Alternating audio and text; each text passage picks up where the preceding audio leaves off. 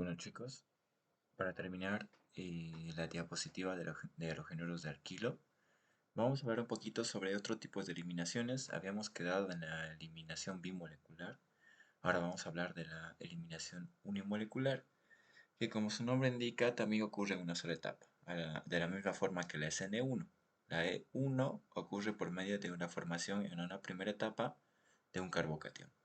Y posteriormente, luego de la formación del carbocatión, existe la pérdida de un ion hidronio para que se forme un doble enlace y el correspondiente alqueno. Lo importante de estas últimas diapositivas, que va a ser un video corto, es que ustedes tengan en cuenta la competencia que hay entre, en este caso, fíjense, la eliminación E1 y una sustitución SN1. Entonces, hay una competencia. Y como yo les había dicho, todo lo que habíamos hablado arriba anteriormente, mucho va a depender de las condiciones en las cuales nosotros estemos trabajando la reacción. Las condiciones de reacción van a ser muy importantes para que esta competencia se, se defina en una de ellas, ya sea por una eliminación o una sustitución. Entonces vamos a ver un poco sobre qué componentes son los que van a interferir en la competencia de, de estas dos, ya sea eliminación o sustitución. Fíjense en el primer caso, aquí, bueno, ya sabemos el mecanismo de reacción, la formación de un carbocatión, como les dije, y la pérdida de un ion hidronio para que se forme el alqueno correspondiente, ¿no? Ahora sí vamos a hablar de las competencias. Cuando nosotros trabajamos con sustratos primarios, nosotros sabemos que una SN2 va a ser evidente para los sustratos primarios, los halogénuros primarios. Pero siempre hay que tomar en cuenta que el nucleófilo tiene que ser bueno, y aquí tenemos ejemplos de nucleófilos que podemos observar para que ocurra una SN2 eficiente y no así una E2, ¿no ve? Hay que tener mucho cuidado con eso, porque también va a haber competencia entre SN2 y una E2. También nos dice que los sustratos primarios no reaccionan con nucleófilos malos. Cuando el nucleófilo es malo, entonces no va a haber una sustitución, una SN2. A pesar de que el halogénuro es primario, pero el nucleófilo no es fuerte, ¿a qué le llamamos nucleófilos malos? Se refiere a que no tiene una carga negativa y por tanto su nucleofilidad es baja para que pueda atacar un carbocatión o un carbono cargado positivamente.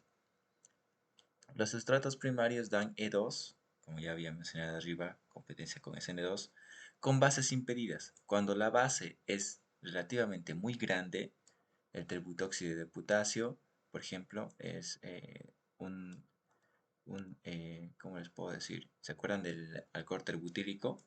Esa grande molécula tiene todo esto, fíjense, el terbutóxido de potasio. Es grande la molécula. Entonces va a ser difícil que, a pesar de que es un buen nucleófilo y una buena base, pero por su tamaño va a ser difícil que este actúe como un nucleófilo, porque al ser muy grande no va a tratar o no va a poder encontrar al carbono alfa para hacer la sustitución.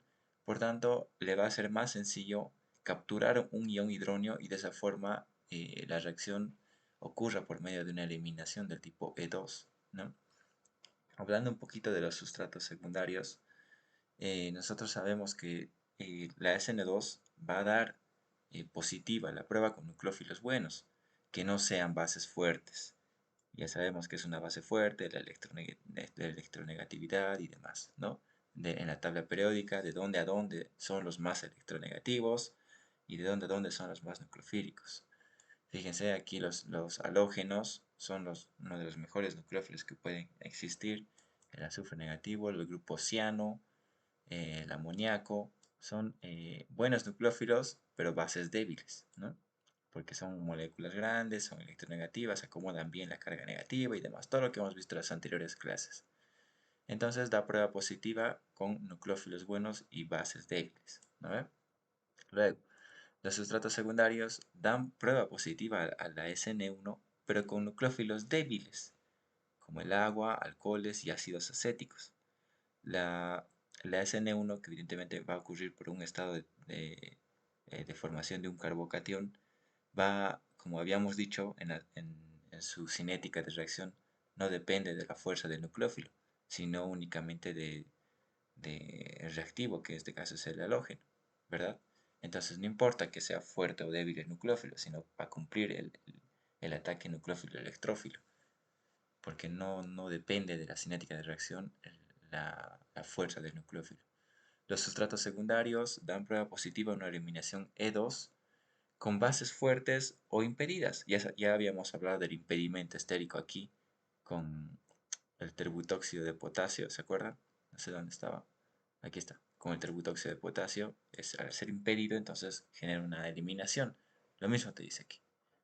Él va a dar una prueba positiva al E2 con bases fuertes o impedidas. O tiene que ser muy fuerte o tiene que ser impedido. Aquí está el terbutóxido, ¿no? Entonces de esa forma se forma el alqueno. Por último, los terciarios, evidentemente, van a ser los únicos que van a dar una SN1, ¿verdad?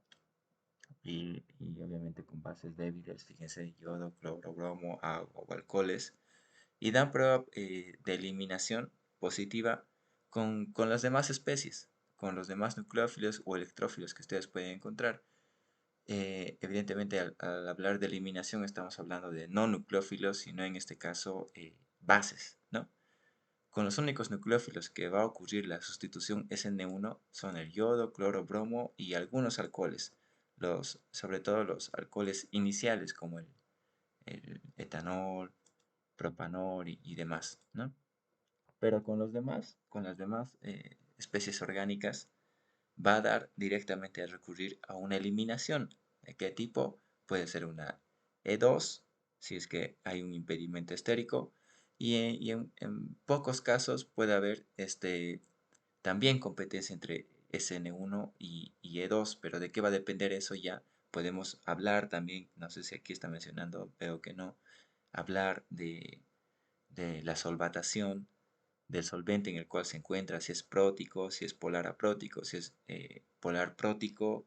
Entonces, todo eso que hemos hablado, espero que ya esté bien aclarado. Y el siguiente tema que yo les voy a enviar video el día de mañana, el siguiente tema que vamos a tocar es el tema de alcoholes. Entonces, a partir de alcoholes nosotros vamos a poder sintetizar muchos más otros compuestos.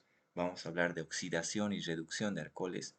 Entonces, eso sería el último tema y luego nos preparamos para el examen directamente. Me gustaría que hagan este ejercicio de acá que se los propuse. No sé si tal vez ya han podido hacer. Para la siguiente clase les voy a mostrar yo la respuesta. Muchachos.